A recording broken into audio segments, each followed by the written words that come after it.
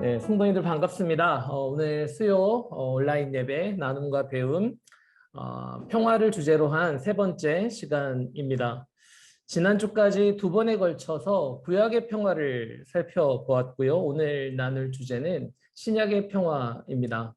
오늘 서두에 함께 들은 찬양은 샬롬, 그리고 이후에 예수 그리스도께서 말씀하신 그 성경 구절이 나옵니다. 그래서 구약의 샬롬과 또 신약의 예수 그리스도의 평화가 적절하게 조화를 이루는 찬양이 아닌가 싶어서 선택하게 되었습니다.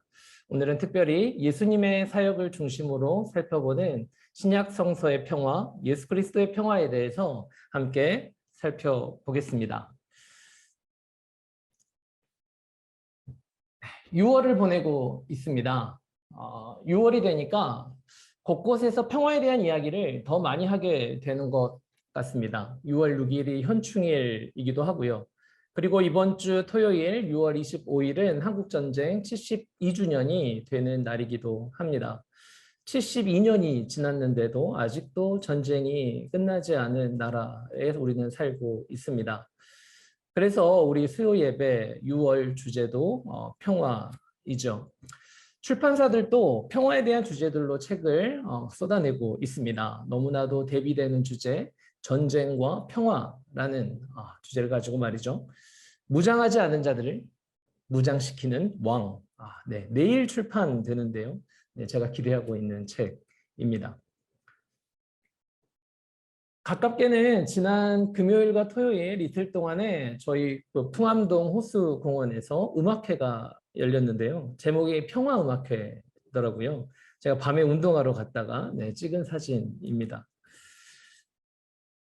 우리나라에 전쟁이 있었던 시기, 우리는 그리고 세상은 평화에 대해서 평화를 이야기하고 있습니다. 근데 요 몇 년 사이에 어느 때보다 더 평화에 대해서 자주 듣고 접하게 되는 것 같은데요.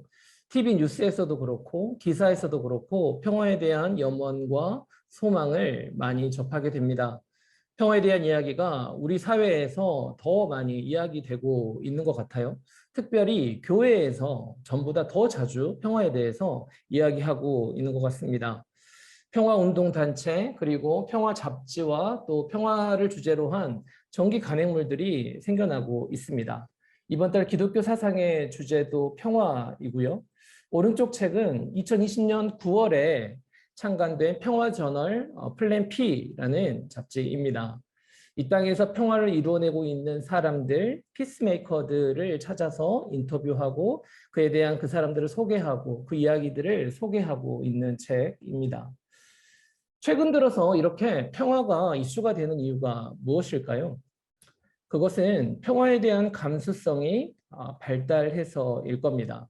그리고 평화에 대한 감각을 깨운 것은 우리 사회에 만연해 있는 폭력과 고통이겠죠. 평화가 이토록 절실해진 것은 그만큼 분열과 분쟁, 전쟁과 다툼이 극심해졌다는 것을 반증하는 것일 겁니다. 평화가 필요한 우리의 삶의 자리, 조금 살펴보겠습니다. 4개월째 계속되고 있는 우크라이나와 러시아의 전쟁 소식을 듣습니다. 이 사진은 전쟁 중에 결혼식을 올린 우크라이나 청년 군인들의 모습입니다. 네, 정말 여러 가지 복잡한 감정들을 불러일으키는 모습입니다. 우크라이나에서 안타까운 소식들이 연일 들려오고 있고요. 그리고 가깝게는 북한은 계속 미사일을 쏘고 있습니다. 혐오와 갈등은 현대사회를 관통하는 단어입니다. 한국의 갈등이 세계 1위라는 영국 킹스 칼리지의 보고서를 인용한 MBC의 보도입니다. 그리고 사회 갈등에 대한 국민의식 조사인데요. 보수와 진보, 빈곤층과 중산층, 그리고 근로자와 고용주, 개발과 환경 보존, 수도권과 지방, 노인층과 젊은층, 그리고 종교 간, 내국인과 외국인, 남자와 여자가 서로 분열하여 갈등하고 있습니다. 남과 여의 분열이 심각한 상황인데요. 특별히 20대, 30대 젊은 청년들이 더욱 그렇습니다. 남과 여로 나뉘어서 각자의 커뮤니티 속에서 서로를 적대시하며 혐오하며 다투고 있습니다. 정치권은 이를 더 이용하고 조장해서 갈라치기를 하고요. 그렇게 해서 표를 얻으려고 하고 있습니다. 그리고 이 전략이 통하고 있습니다. 남녀 간의 갈등보다 더 해결되기 어려워 보이는 건 세대 간의 갈등입니다. 기성세대들과 그리고 MZ세대 간의 갈등이죠. 제가 40대인데요. 네. 청년 사역하면서 꼰대 되지 않으려고 정말 긴장하면서 네, 살고 있습니다. 말 한마디 잘못할까 봐 굉장히 조심하고요. 요즘 꼰대는 자기가 꼰대가 아니라고 하면 꼰대라고 합니다. 네, 그래서 나는 꼰대구나 하면서 인정하면서 우리 청년들과 함께 하고 있습니다. 세대가 세대를 적대시하고요. 남성과 여성이 서로 혐오하며 싸우고 있습니다. 사람들이 화가 나 있습니다. 곧 화를 낼 준비를 다 하고 있는 것 같아요. 건드리면 폭발할 것 같습니다. 우리 사회 모두가 불안과 위협을 안고 살아갑니다. 이것이 평화가 깨어진 세상, 저와 여러분의 삶의 자리입니다. 그리고 이곳에서 우리는 어떻게 평화의 사람이 되어야 할까요? 혐오와 갈등, 분쟁 속에 살아가는 우리 모두에게 평화가 필요합니다. 모든 피조 세계에 온 인류에 정말 평화가 필요합니다. 우크라이나의 평화가 필요하고요. 우리 대한민국의 평화가 필요합니다. 우리 교회 안에서도 세대와 세대 사이에 평화가 필요하고요. 가족 안에서도 엄마와 아빠 사이에 평화가 필요하고 자녀와 부모 사이에도 평화가 필요합니다.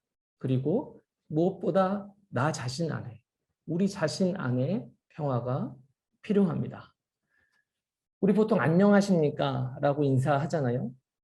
우리의 이 흔한 인사, 정말 안녕이 절실한, 너무나도 필요한 상황에서 우리는 살아가고 있습니다.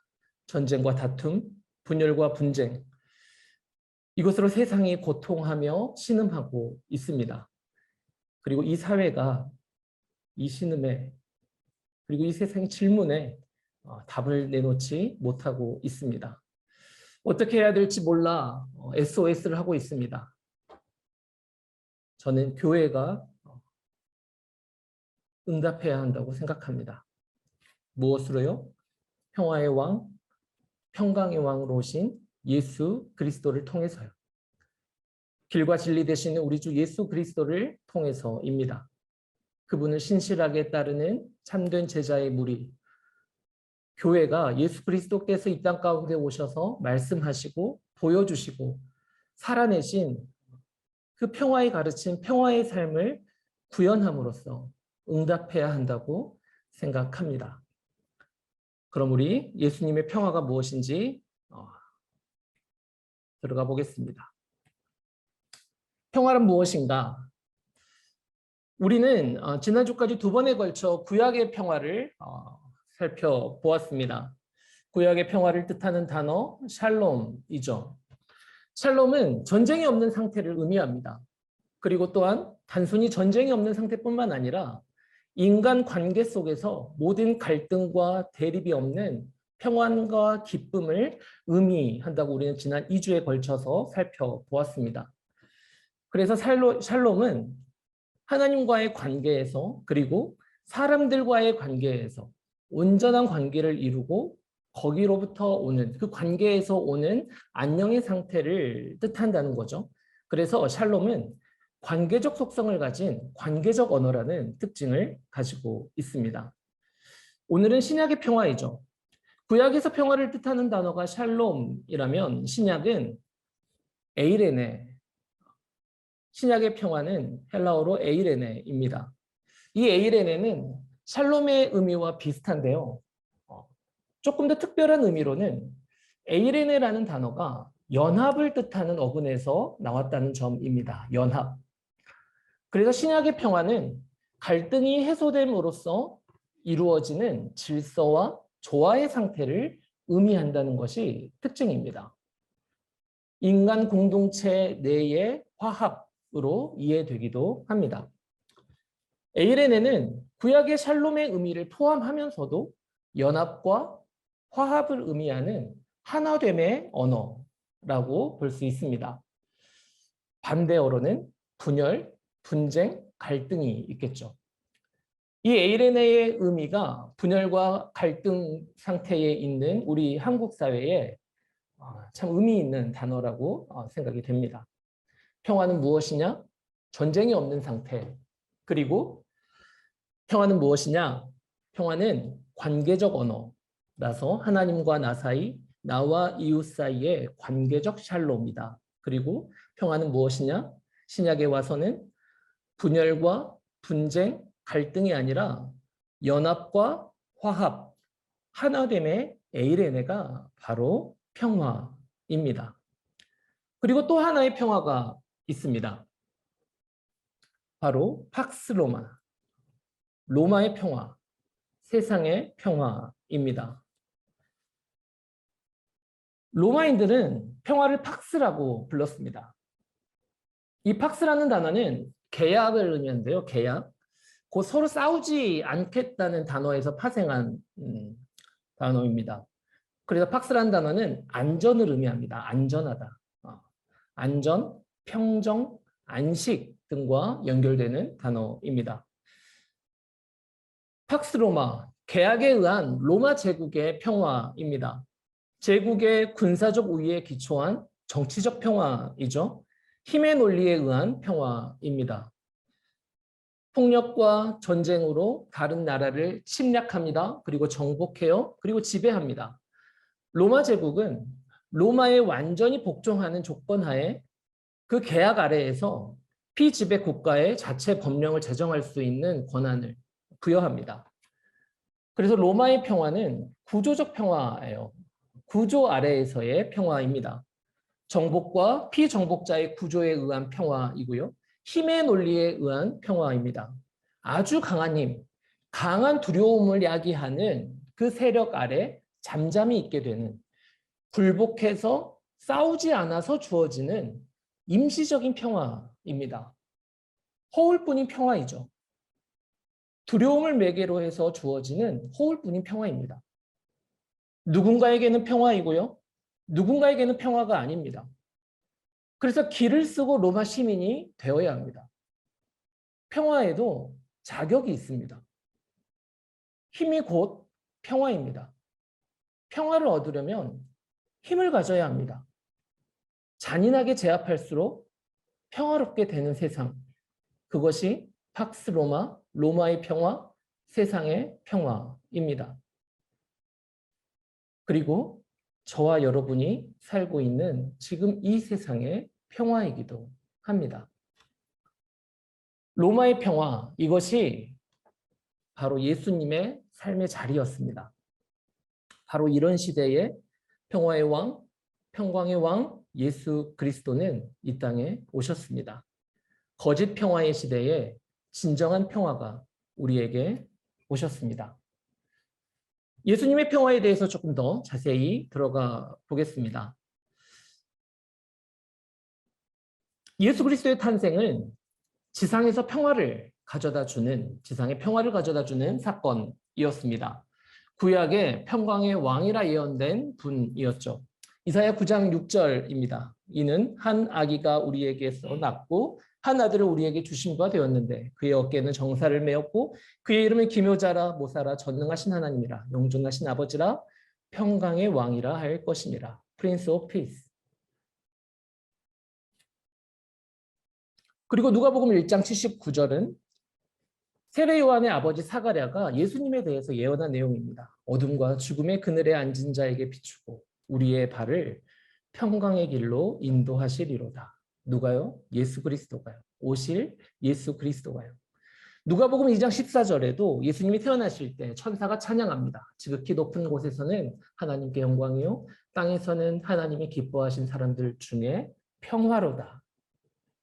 그분의 존재는 우리에게 진정한 평화를 가져다 주시는 분입니다. 거짓 평화가 난무한 세상 속에서 우리에게 진정한 평화를 가져다 주실 이로 예수 그리스도께서 이 땅에 오셨습니다.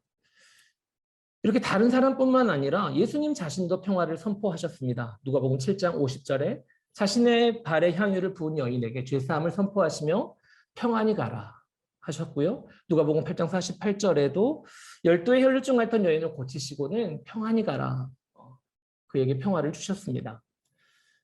요한복음 14장 27절에는 내가 주는 평화는 세상이 주는 것과 같지 않다라고 말씀하셨죠. 평안을 너희에게 끼치노니 곧 나의 평안을 너희에게 주노라. 내가 너희에게 주는 것은 세상이 주는 것과 같지 아니하니라. 그러니 너희는 마음에 근심하지도 말고 두려워하지도 말라. 주님은 우리에게 평안을 주시는 분입니다. 이 불안한 세상에서 참 평안이 없는 이 세상에서 진정한 평안은 우리 주님에게 있습니다. 죄 많은 이 세상 참 평화가 어디 있나? 우리도 노래하죠. 진정한 평화는 주님이십니다. 그러니 찬양할 때, 우리가 예배할 때, 우리가 말씀을 묵상할 때, 예수 그리스도를 깊이 생각할 때 우리의 근심과 두려움은 물러가고 우리 마음에 평안이, 평화가 임하는 것입니다.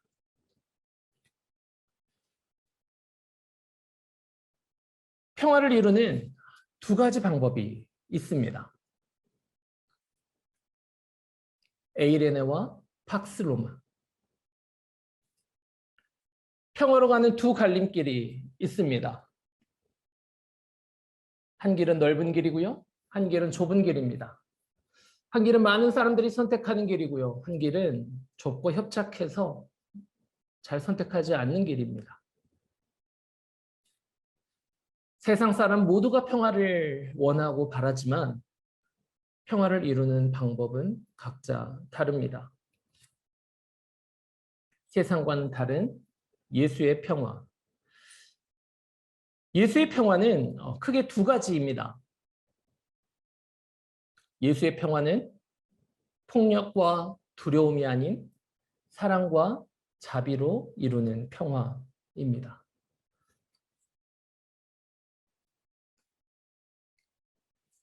요한복음 13장 34절에 예수님 말씀하셨습니다. 새 계명을 너희에게 주노니 서로 사랑하라.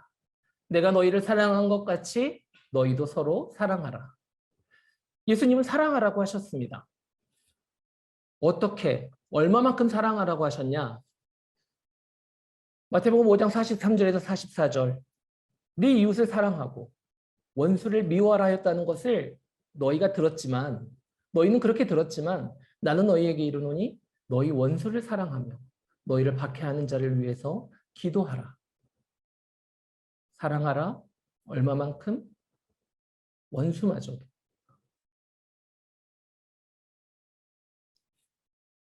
어떻게 원수를 사랑할 수 있을까? 70번씩 7번이라도 용서하는 것입니다. 용서하며 사랑하라고 하셨습니다. 그때 베드로가 나와 이르되 주여 형제가 내게 죄를 범하면 몇 번이나 용서하여 주리이까? 7번까지 하오리이까? 예수께서 이르시되 내게 이르노니 7번뿐 아니라 7번을 70번까지라도 할지니라. 그리고 주님은 화해하라고 하셨습니다. 예물을 제단에 드리려다가 거기서 내 형제에게 원망드릴 만한 일이 있는 것이 생각나거든 예물을 제단 앞에 두고 먼저 가서 형제와 화목하고 그 후에 와서 예물을 드리라. 여러분 이것이 다 신약의 평화인 에이레네의 뜻과 연결됩니다. 에이레네의 뜻, 연합과 화합을 의미하는 하나됨을 이루는 것과 관련이 있다는 것을 우리는 알 수 있습니다. 사랑, 특별히 원수 사랑, 용서, 화해. 이것이 평화로 가는 길이고요. 예수 그리스도께서 가르쳐 주시고 보여주시고 우리에게 명령하신 평화의 도구입니다. 사랑, 용서, 화해. 사랑이 있는 곳에 평화가 있습니다. 용서가 있는 곳에 평화가 있습니다. 화해가 있는 곳에 평화가 있습니다. 이를 보여주시고 우리로 이 삶을 살 수 있는 능력을 주신 분이 바로 예수 그리스도요. 그래서 예수 그리스도는 우리의 평화입니다.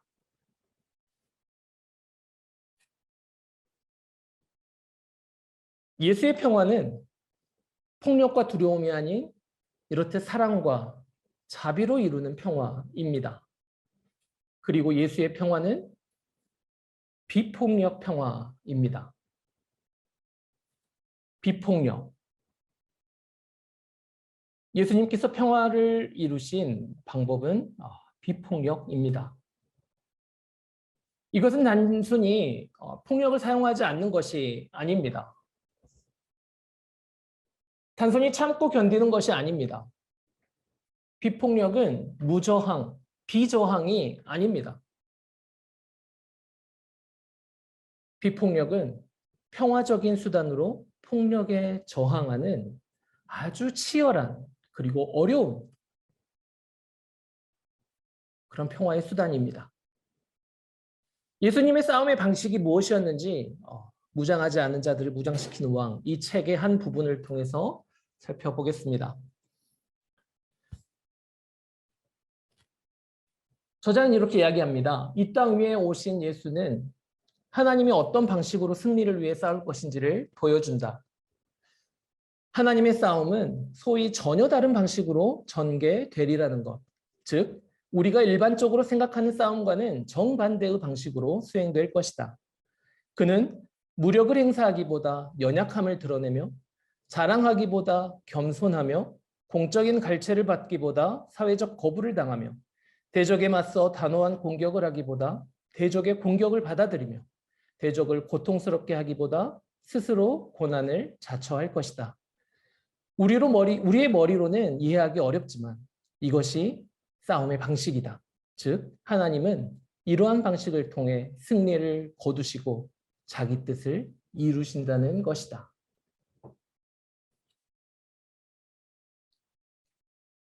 또 예수님의 싸움의 방식이 무엇인지 잘 보여주는 산상수훈의 대표적인 말씀이 있습니다.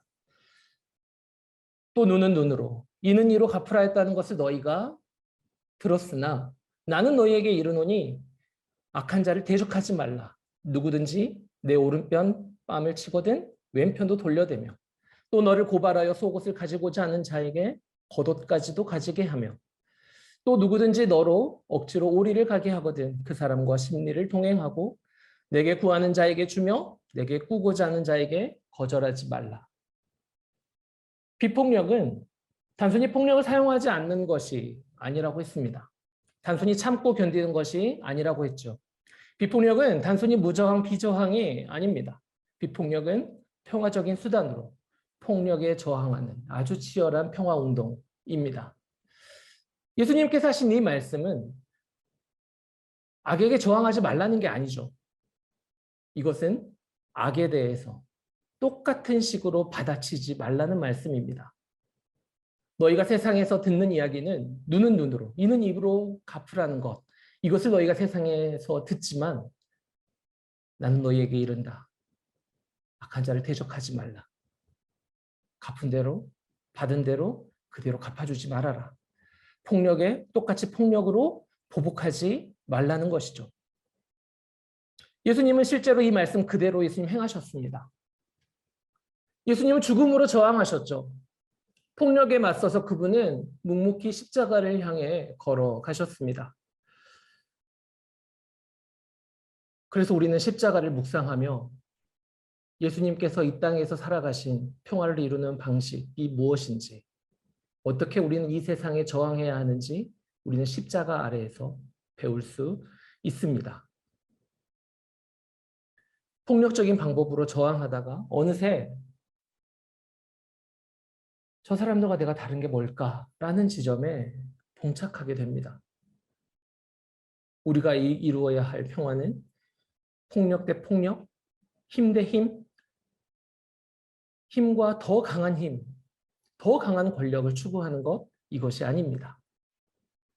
로마서 12장 21절의 말씀처럼 악을 악으로 대항하지 말고 선으로 악을 이기라.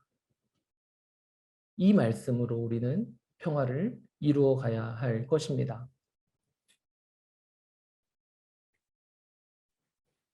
주님은 제자들에게도 자신과 같은 일을 하라고 가르치셨습니다.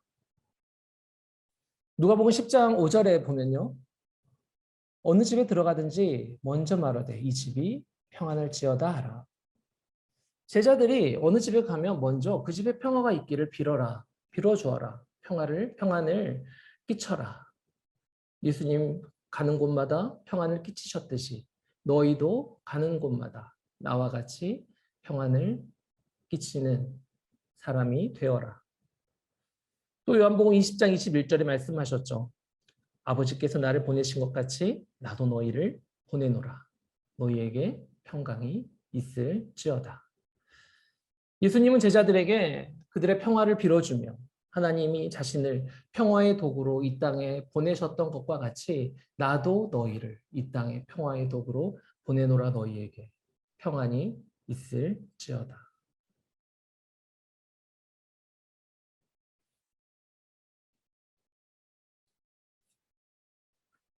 그리고 마태복음 5장 9절에 주님 말씀하셨습니다. 화평하게 하는 자는 복이 있나니 그들이 하나님의 아들이라 일컬음을 받을 것이며. 주님은 제자들에게 피스메이커, 화평하게 하는 자가 되라고 하셨습니다. 제자들에게 피스메이커가 되라고. 화평하게 하는 자, 그는 화평하게 한 내가 하나님의 아들인 것과 같이, 하나님의 아들인 내가 화평케 한 것과 같이 이 땅에서 화평케 하는 자는 나와 같이 하나님의 아들이라 일컬음을 받게 될 것이라고 말씀하셨습니다. 너희도 나와 같이 이 세상에서 피스메이커가 되어라 라는 주님의 말씀입니다.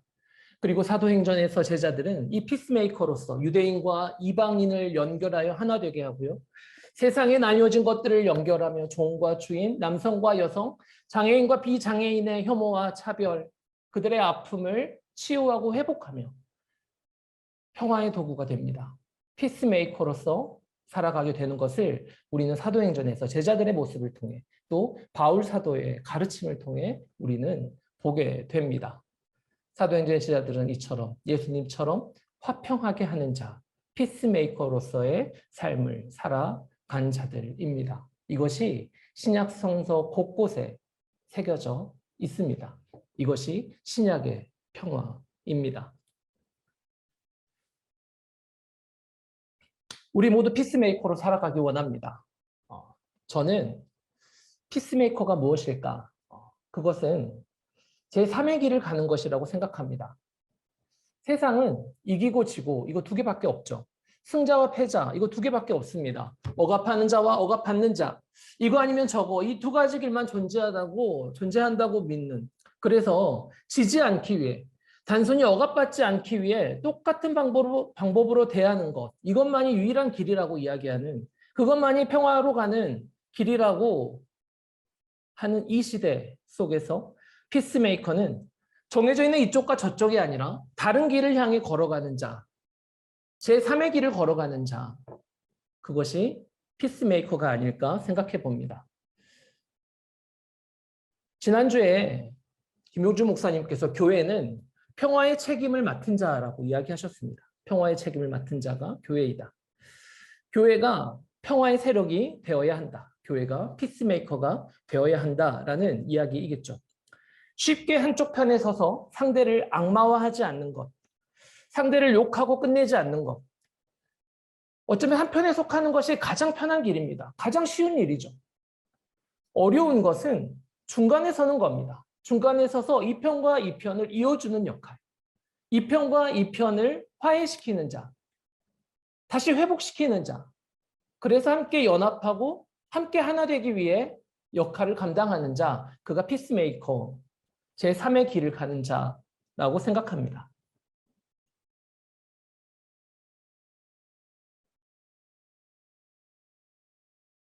어려운 건 중간에 서는 거예요. 서로의 화해를 위해 대화를 시도하고 회복과 하나됨을 위해서 상대 이야기를 듣고 공감하고요. 이쪽과 저쪽의 이원론이 아니라 3의 길, 평화의 길이 있다는 것. 그리고 그것을 추구하고 그 길로 안내하는 것. 그 길을 제안하고 보여주고 안내하는 그 길로 같이 걸어가자고 함께 이끌어가는 자. 그가 피스메이커요. 그것이 제3의 길을 걸어가는 평화의 사람이지 않을까 생각합니다. 그러니 저기가 핵을 가졌으니까 우리도 핵을 가지는 것. 이것은 진정한 평화로 가는 길이 아닙니다.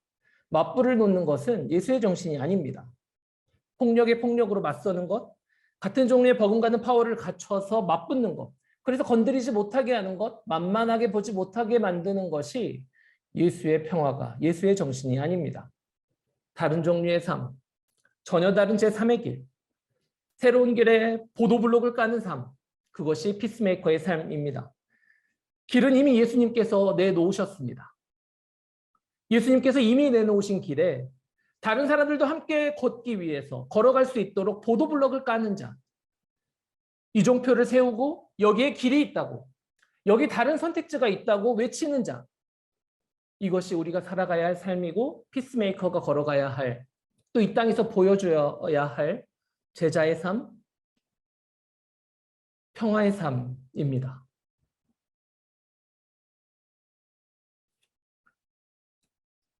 정말 작은 것부터 실천했으면 좋겠습니다. 제가 얼마 전에 페이스북에서 봤는데요. 너무 인상 깊어서 가지고 왔습니다. 플라톤이 한 말이고요. 로빈 윌리엄스가 생전에 자주 했던 말이라고 합니다. 친절해라. 네가 만나는 사람 모두가 힘든 싸움을 하고 있다. 친절해라. 네가 만나는 사람 모두가 힘든 싸움을 하고 있다. 로빈 윌리엄스는 생전에 그가 참여한 영화와 행사에 매번 10명 정도의 노숙자를 같이 고용했다고 해요. 그래서 계약할 때 항상 그 조건을 요구했고, 그래서 이 노숙자를 엑스트라로 고용했고, 그렇게 해서 죽기 전까지 본 노숙자의 숫자가 1,500명에 이른다고 합니다. 평화를 이루는 사람으로서 우리가 할 수 있는 일, 정말 가장 작게 먼저 시작할 수 있는 일, 친절하기. 이 친절하기가 참 얼마나 어려운지. 우리가 만나는 사람 모두가 정말 힘겨운 싸움을 하고 있습니다.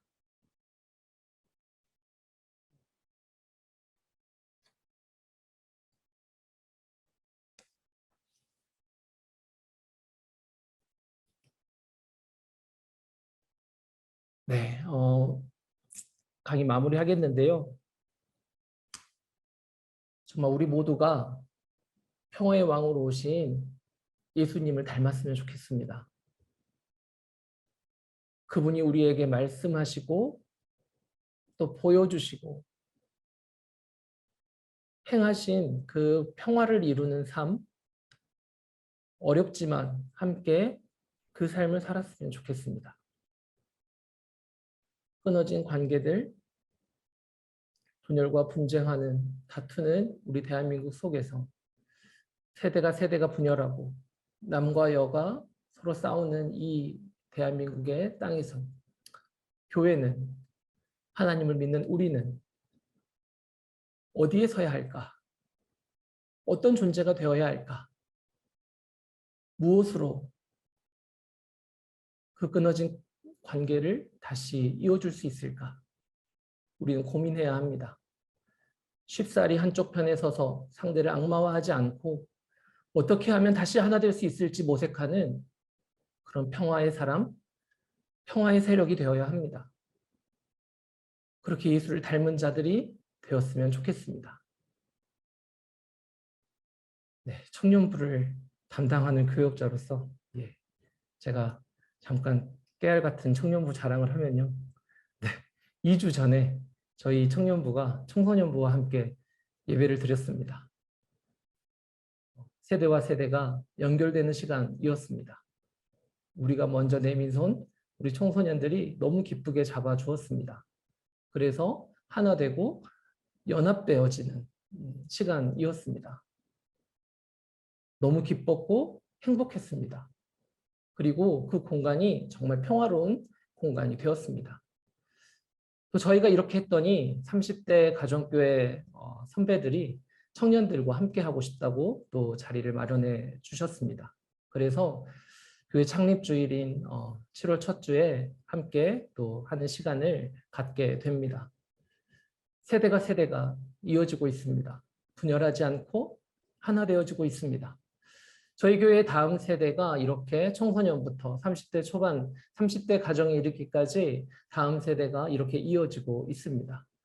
그리고 저희 청년부, 저희 세대 안에, 청년 세대 안에 머물러 있지 않으려고 하고 교회 안으로, 장년 성도부 안으로 교회 전체와 함께 하기 위해 나아가고 있습니다. 노력하고 있습니다. 우리 모두가 하나 되었으면 좋겠습니다. 세상은 세대와 세대가 분열하지만 우리 교회 안에서는 세대와 세대가 연합하고 서로 하나 되고 서로 사랑하고 또 서로 용서하고 서로 이해하고 공감하는 교회가 되었으면 좋겠습니다. 네, 저희 청년부 열심히 노력하고 있습니다. 네, 만나시면 격려해 주셨으면 좋겠습니다. 분열과 분쟁의 대한민국, 정말 평화가 필요한 시대입니다. 모두가 평화를 기대하고 기다리는 시대, 교회가 응답해야 합니다. 그리스도의 제자인 우리가 응답해야 합니다. 예수 그리스도의 평화로, 예수님께서 사셨던 그 방법으로, 사랑으로, 비폭력으로, 희생과 양보로, 또 화해자로 살아가며 그렇게 응답하기 원합니다. 저와 여러분, 우리 다일교회 성도들 모두가 피스메이커가 되어서 우리도 하나님의 자녀라 일컬음을 받게 되기를 소망합니다. 교회가 평화의 세력이 되어서 우리를 통해 이 세상이 구원받게 되기 원합니다. 우리를 통해 이 세상이, 나를 통해 우리 가정이, 우리 직장이, 우리가 속한 공동체가 조금 더 살만한 세상이 되기를 간절히 소망합니다.